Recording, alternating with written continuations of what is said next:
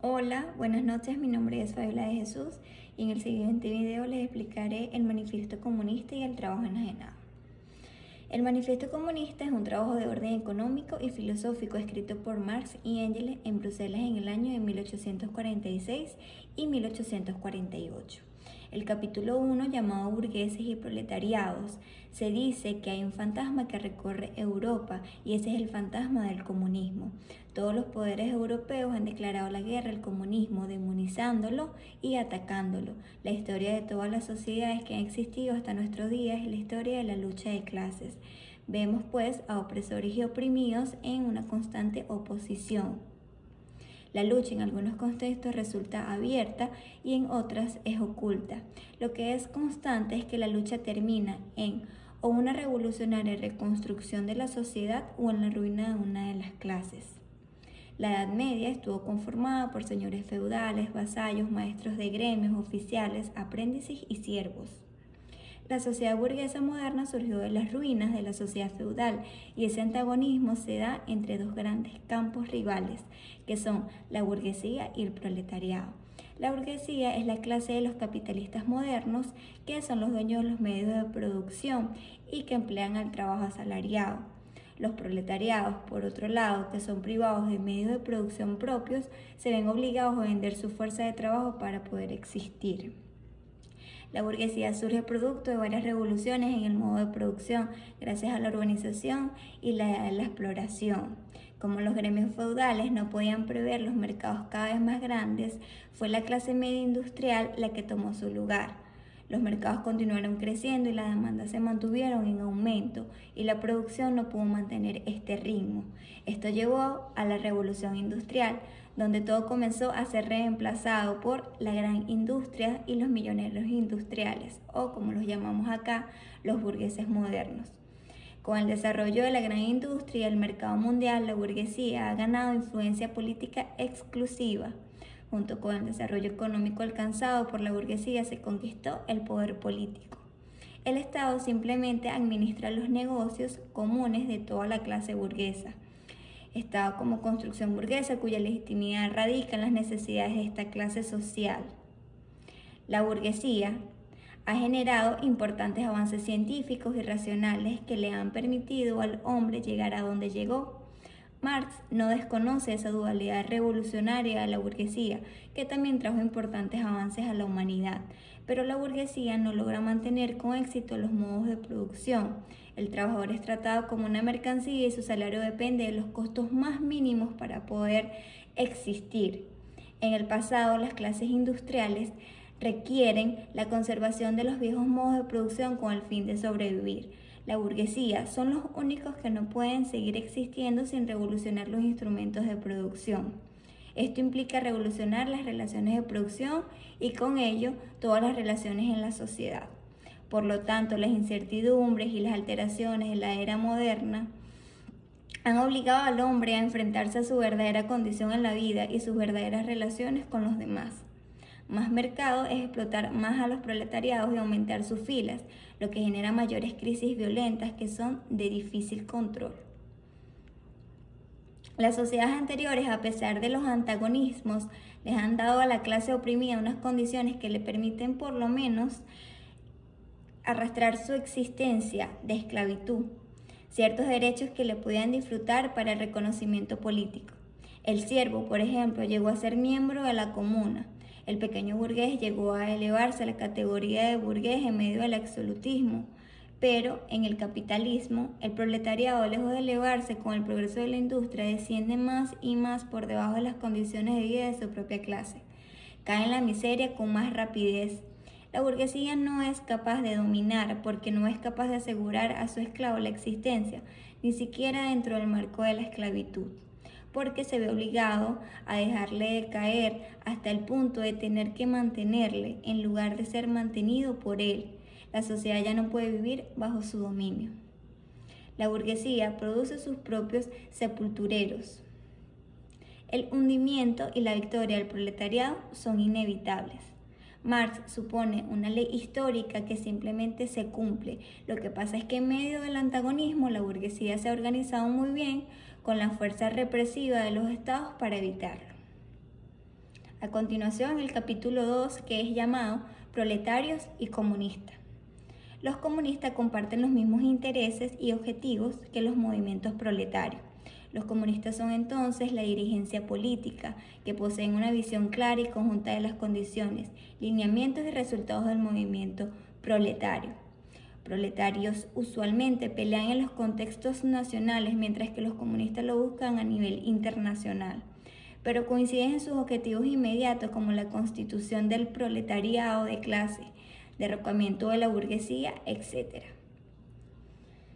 Los comunistas expresan las condiciones reales de una lucha de clase existente, de un movimiento histórico que se está desarrollando ante nuestros ojos.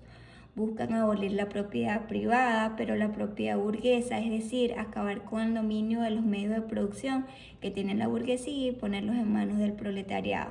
Abolir aquello que hace que el capital sea creciente a costa de la miseria del proletariado. Los burgueses dicen que los comunistas quieren abolir la propiedad personalmente adquirida. ¿Será que se refieren a la propiedad del pequeño burgués, pequeño labrador que precede la propiedad burguesa?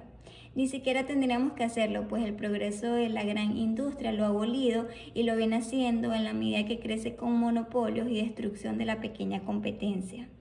Los burgueses dicen que los comunistas también quieren establecer la comunidad de las mujeres.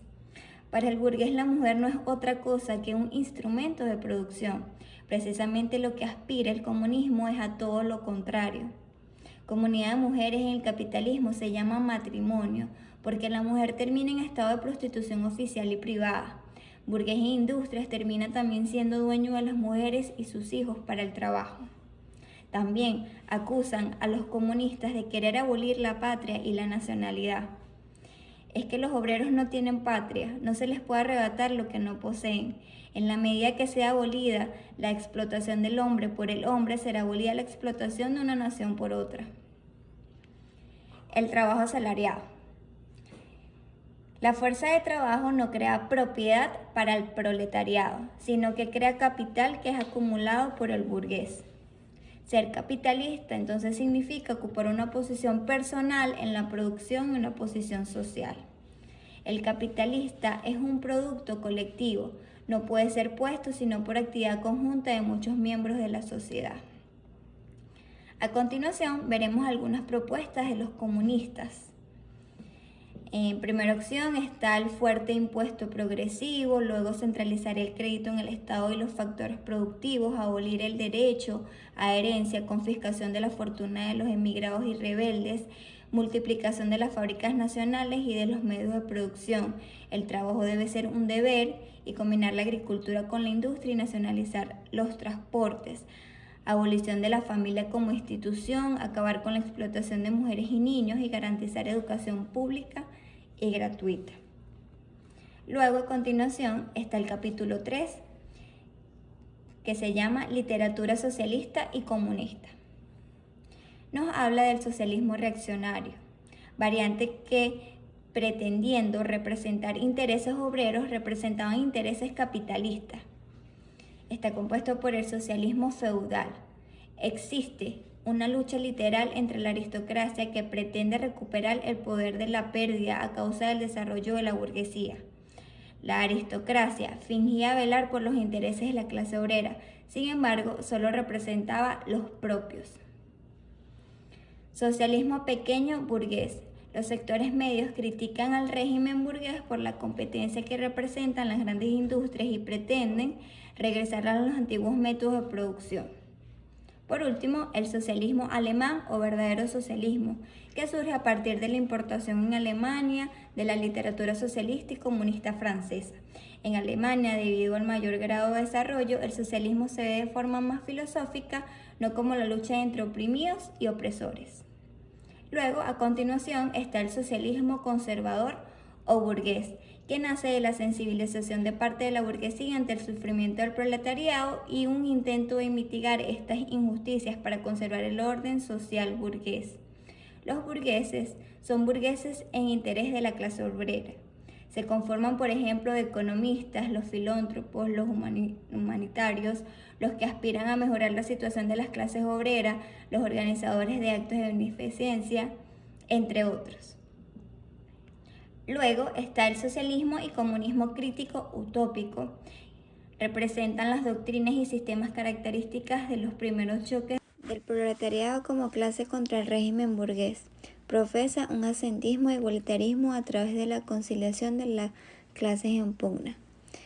Por último está el capítulo 4, que es llamado Actitud de los comunistas ante los otros partidos de la oposición. Los comunistas deben apoyar en todas partes cuantos movimientos revolucionarios se planteen contra el régimen social y político imperante. En donde no sea posible llevar a cabo directamente los objetivos comunistas, estos deben situarse de parte de los partidos más progresivos y contra los más reaccionarios, sin por ello perder su independencia programática y organizativa. Los comunistas no tienen por qué guardar encubiertas sus ideas e intenciones. Abiertamente declaran que sus objetivos solo pueden alcanzarse reeducando por la violencia todo el orden social existente. Tiemblen, si quieren, las clases gobernantes ante la perspectiva de una revolución comunista. Los proletarios, con ella, no tienen nada que perder, como no sea sus cadenas. Tienen, en cambio, un mundo entero que ganar. Por último, el manifiesto comunista finaliza con la gran frase que dice: proletarios de todos los países unidos.